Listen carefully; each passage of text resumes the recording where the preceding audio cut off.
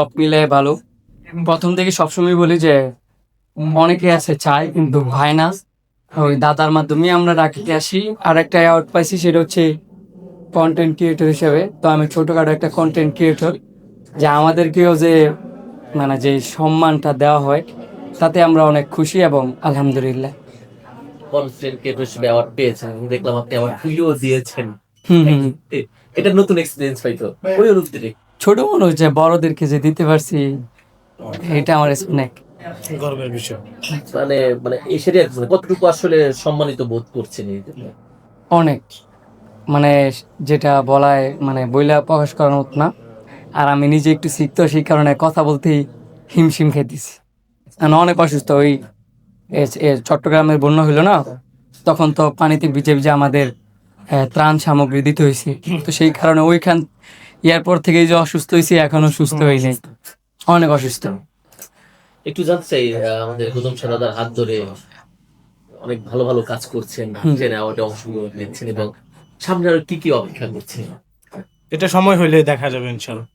বললে তো আর সব হবে না, কারণ একটা কথা হচ্ছে কি, কন্টেন্ট ক্রিয়েটর কিন্তু অনেক আছে, কিন্তু নিজের ব্র্যান্ডের যে জায়গাটা ওইটা কিন্তু সবাই তৈরি করতে পারে না। এটা তৈরি করাটা অনেক ওইটা তৈরি করা অনেক টাফ। যেমন আমরা ভালো কাজ করছি কিন্তু শহরে আমরা আসি নাই, কিন্তু ব্র্যান্ড ভ্যালুটা তৈরি করার জন্য আমাদের পিছনে একজন আছে, সেটা হচ্ছে আমাদের দাদা, মানে গৌতম শাহ। দাদাকে সবসময় লাভ ইউ, অনেক অনেক ভালোবাসি।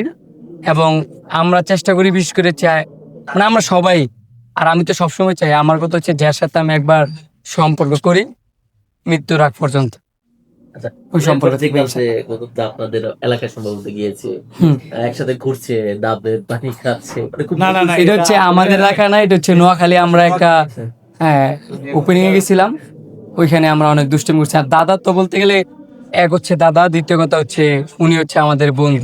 বন্ধু, দাদার মতো বন্ধু আসলে জীবনে প্রত্যেকটা বয়সের কোনো বন্ধু মানে না, সেটা যদি আমাদের মধ্যে দেখেন যে আমরা কিন্তু সবাই এক বয়সে, সেম বয়সে, কিন্তু দাদা কিন্তু আমাদের থেকে অনেক সিনিয়র।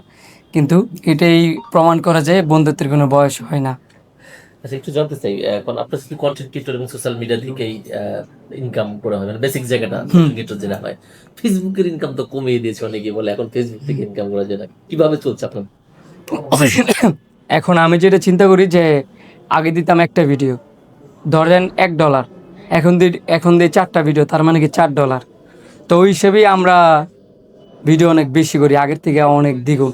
আগে যদি মাসে ভিডিও করতাম 7টা 8টা 10টা, এখন মাসে ভিডিও করি 20টা 30টা 40টা 50টা কন্টেন্ট দেওয়ার চেষ্টা করি। আর প্রত্যেকটা কন্টেন্টই শিক্ষণীয়। যদি আপনিও দেখে থাকেন তাহলে বুঝতে পারবেন যে আমাদের কন্টেন্টে কতটুকু আমরা সমাজে মেসেজ দিই আর কি।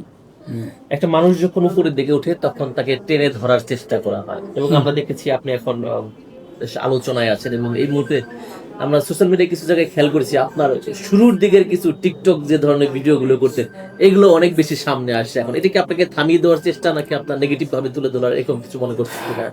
প্রথমত হচ্ছে সম্মান দেওয়ার মালিক হচ্ছে আল্লাহ। আল্লাহ পাক যদি কাউরে সম্মান দেয় তাহলে সেই সম্মানহানি করার মতো ক্ষমতা পৃথিবীতে কারোই নাই। হয়তোবা আমরা আগে, আমি নিজেও বলি যে আগে ফাতরা ভিডিও করতাম বা নোংরা ভিডিও করতাম, এখন ভালো ভালো ভিডিও করি। এখন আগের ভিডিও কোনটা, নতুন ভিডিও কোনটা, এটা পাবলিক বুঝে। এখন অশিক্ষিত কেউ না, এই ভিডিও কোনটা, রিয়েল ভিডিও কোনটা, এটাও মানুষ বোঝে। তো এখন আমরা যেই ভিডিওগুলো বানাই, সবার আগে যদি মানুষ, কিছু কিছু মানুষ আছে একটু বিভ্রান্ত হয় যে শান্ত কি, তার মানে আবার মেনই ভিডিও বানাইতেছে, বা আগে কি ভিডিও বানাইতো ওই আগের মতো কি নাচের ভিডিও করতেছে, পরে আবার নিজের আইডিতে দেখে। আসলে মানুষ বুঝে।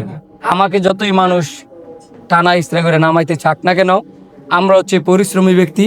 আমরা মাটি কিভাবে কাটতে হয় ওইটা আমরা জানি, পানি কিভাবে গাছে দিতে হয় ওইটাও আমরা জানি। আমরা হচ্ছে বলতে গেলে কৃষকের ছেলে, আবার মানে আছে না বড় লোক টাইপের বা একটু ধনী টাইপের। যেরকম ধনী টাইপের না হইলেও আমরা মানে সব ক্লাসে চলে আমাদের অভ্যস্ত। সবার আগে হচ্ছে আমরা পরিশ্রমী ব্যক্তি। পরিশ্রমী ব্যক্তিরে আল্লাহ পাক ছাড়া পৃথিবীর কোনো মানুষই থামায় রাখতে পারে না। তো ইনশাল্লাহ আমাদেরকেও কেউ শত চেষ্টা করলেও নামাইতে পারবে না। জনপ্রিয়তা পাওয়ার পর কি শত্রুতা বেড়ে গেল কিনা? শত্রুতা বলতে গেলে কিছু কিছু মানুষ তো থাকেই, এটা হচ্ছে বড় হইলে হয়, কিন্তু ওই শত্রুতা আমি মনে করি এটা আমার শত্রু না, বরঞ্চ ওরা হচ্ছে আমার জন্য প্লাস পয়েন্ট। এই যে আমার বিরোধিতা করে, তার মানে আমার মনের আগ্রহ আরও বাইরে যায়। আজান